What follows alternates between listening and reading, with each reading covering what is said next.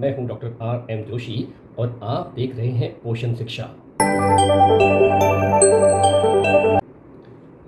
पोषण शिक्षा के इस अंक में मैं आपको आज बैलेंस डाइट के बारे में जानकारी दूंगा।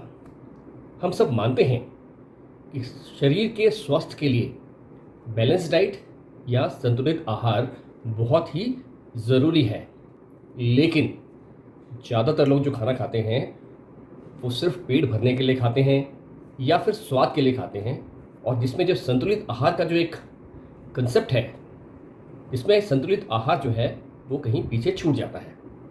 हमारे शरीर को ठीक ठाक ढंग से काम करने के लिए या हमारे शरीर के स्वास्थ्य के लिए हमें करीब 40 प्रकार के पोषक तत्व या न्यूट्रिएंट्स इनकी आवश्यकता होती है, जो हमें हर हालत में भोजन से प्राप्त करने होते हैं। तो जब भी हम खाते हैं, हमारा ये प्रयास होना चाहिए कि ये 40 जो न्यूट्रिएंट्स हैं या जो पोषक तत्व हैं वो हर समय के भोजन में सही अनुपात में और सही मात्रा में उपस्थित हों।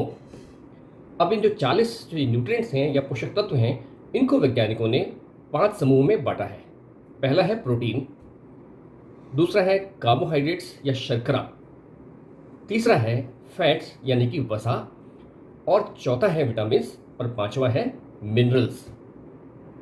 इन सभी पोषक तत्वों के सेवन से हमें ऊर्जा मिलती है, जिससे हम अपने प्रतिदिन के कार्य ठीक ठाक ढंग से कर पाते हैं। प्रोटीन्स अमीनो एसिड नाम के रसायनों से बनते हैं, और इनफैक्ट हमारा जो शरीर है वो पूरी तरह प्रोटीन से ही निर्मित है। हमारे बाल, हमारे त्वचा, हमारे नाखून, हमारे शरीर के सारे अंग, हमारे शरीर की मांसपेशियाँ, एंजाइम्स, हार्मोन, ये सभी प्रोटीन से ही बने होते हैं। इसलिए भोजन में प्रोटीन की मात्रा पर्याप्त रूप से होनी चाहिए। प्रोटीन की क्वालिटी और क्वांटिटी यानी कि मात्रा और गुणवत्ता उत्तम किस्म की होनी चाहिए। दूसरा पोषक तत्व है कार्बोहाइड्रेट या शर्करा, या हम शॉर्ट फॉर्म में उसे कार्ब्स भी कहते हैं। कार्ब्स का इस्तेमाल जो है शरीर ऊर्जा के लिए करता है। ये कार्ब्स जो हैं हमारे शरीर में ईंधन के रूप में काम करते हैं। तीसरा जो पोषक तत्व है वो है फैट या वसा, या जिसे हम घी या तेल या चिकनाई वाले पदार्थ कहते हैं। इसका इस्तेमाल भी शरीर ईंधन के लिए करता है, और कुछ बहुत सारे हार्मोन्स, हमारा इम्यून सिस्टम, हमारे सेल्स जो है या कोशिकाएं हैं, वो फैट, उनकी जो मेम्ब्रेन है या उनकी जो झिल्ली है वो फैट से बनती है। चौथा है विटामिन। हम सब जानते हैं विटामिन ए आँखों के लिए चाहिए, बी कॉम्प्लेक्स, सी, डी, ई और के, ये अभी तक जो ये विटामिन हैं वो हमें मालूम है। इसके अलावा हो सकता है बहुत से ऐसे विटामिन हों जिनके बारे में अभी हमको जानकारी नहीं है। और पांचवा जो है वो है मिनरल्स यानी खनिज, जैसे कि हम सब जानते हैं लोहा या आयरन, उसकी कमी से अनीमिया हो जाती है। आयोडीन की कमी से जो है वो हाइपोथायराइडिज्म हो जाता है या गॉइटर हो जाता है। कैल्शियम की कमी से हमारी हड्डियां कमज़ोर हो जाती हैं। इस तरह से बहुत सारे खनिज पदार्थ हैं जो हमारे शरीर के विभिन्न कार्यों को करने के लिए बहुत ही मददगार होते हैं, या यूँ कहें कि हमारे शरीर के विभिन्न क्रियाकलापों के वो एक अभिन्न अंग हैं। अब जब भी हम भोजन करते हैं तो हमारी जीभ तो ये देखती है कि इसका स्वाद कैसा है, लेकिन हमारा शरीर उसमें ये देखता है कि आपके भोजन में ये जो 5 पोषक तत्व हैं वो कितने हैं या नहीं हैं। हमारा ये उद्देश्य होना चाहिए कि ये जो 5 ग्रुप हैं, protein, carbohydrate, fats, vitamin, minerals, ये सभी हमारे प्रत्येक समय के भोजन में ज़्यादा से ज़्यादा मात्रा में होने चाहिए। अब ये जो 5 पोषक तत्वों के समूह हैं वो प्राकृतिक रूप से पाए जाने वाले सभी भोजन जो होते हैं या प्राकृतिक रूप से पाए जाने वाले जो खाद्य पदार्थ होते हैं उसमें मौजूद रहते हैं। किसी में प्रोटीन ज़्यादा होते हैं, किसी में कार्बोहाइड्रेट ज़्यादा हो सकते हैं, किसी में फैट ज़्यादा हो सकते हैं, किसी में विटामिन और मिनरल्स ज़्यादा हो सकते हैं। लेकिन प्राकृतिक रूप से पाए जाने वाले जो हमारे खाद्य पदार्थ हैं उनमें ये सभी पोषक तत्व थोड़ी बहुत मात्रा और अनुपात में मौजूद होते हैं। जैसे जो फल होते हैं उनमें शर्करा ज़्यादा होती है, उनमें विटामिन बहुत ज़्यादा होते हैं। इसी तरह से सब्जी में जो है विटामिन और मिनरल्स और फाइबर बहुत ज़्यादा होता है। गेहूं में आपको प्रोटीन भी मिलता है, कार्ब्स भी मिलते हैं और फैट भी मिलता है, और कुछ विटामिन और चीज़ें भी होती हैं। अब जैसे दूध में है, दूध में आयरन नहीं होता है, विटामिन डी भी बहुत कम होता है। तो इस तरह से हर भोजन में कुछ चीज़ें जो हैं वो बहुत अधिक मात्रा में पाई जाती हैं और कुछ चीज़ें बहुत कम मात्रा में पाई जाती हैं। हमारा ये उद्देश्य होना चाहिए कि प्रत्येक समय के भोजन को इस प्रकार से प्लान किया जाए कि ज़्यादा से ज़्यादा मात्रा और सही अनुपात में ये पोषक तत्व हमारे शरीर को प्राप्त हो सकें। बैलेंस डाइट के लिए या बैलेंस डाइट या संतुलित आहार के लिए ये बहुत ज़रूरी है कि सभी पोषक तत्व हमारे भोजन में प्रचुर मात्रा में उपलब्ध हों। अब मैं आपको बैलेंस डाइट के या संतुलित आहार के दो मूलभूत नियमों के बारे में बताऊंगा।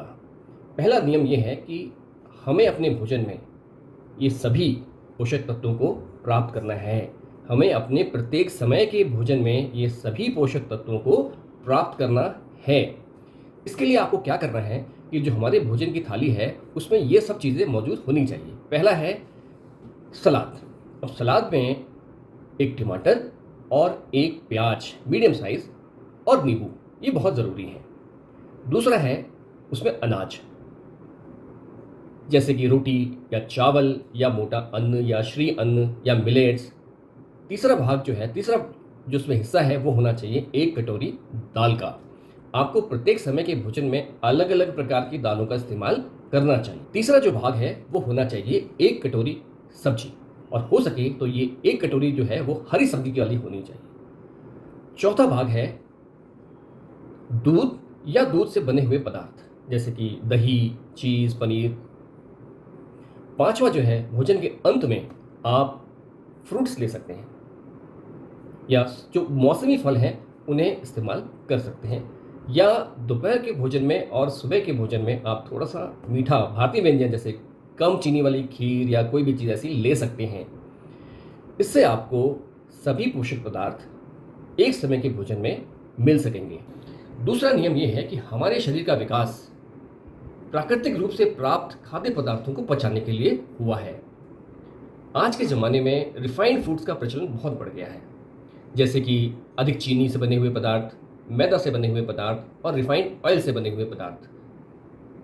इन सभी पदार्थों का प्रयोग हमको या तो बिल्कुल ही ना करें या यदा कदा ही या कभी कभार ही करें, क्योंकि इनके प्रयोग से हमारे शरीर में जो विटामिन और मिनरल की जो खपत है वो बहुत अधिक बढ़ जाती है, और लंबे समय तक इन भोज्य पदार्थों को खाने के, जैसे कि बेकरी प्रोडक्ट्स हो गए, ब्रेड हो गया, आइसक्रीम हो गया, कोल्ड ड्रिंक्स हो गया, सॉफ्ट ड्रिंक्स हो गया और रिफाइंड ऑयल से बनी हुई चीज़ें, उन सब के प्रयोग से हमारे लीवर और पैनक्रियाज पर बहुत अधिक बोझ पड़ता है।